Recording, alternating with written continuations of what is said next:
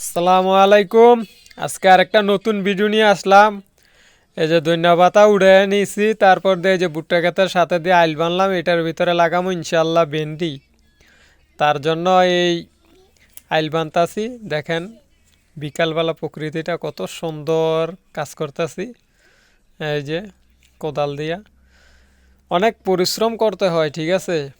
তো এই ভিডিওটা ভালো লাগলে আপনারা একটু লাইক কমেন্ট শেয়ার করবেন প্লিজ। আর যারা ইউটিউবে দেখবেন একটু সাবস্ক্রাইব করে দিবেন প্লিজ। আপনাদের দোয়া এবং ভালোবাসা আমি একান্ত কামনা করছি। মিক্স এই যে আইলটা বানতাছি, একটু বাকি ছিল তাই বাইন্দা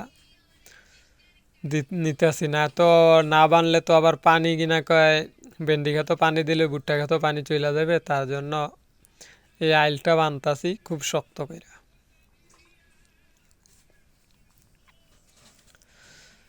আহ, তো ভিডিওটা সবাই দেখবেন ইনশাল্লাহ।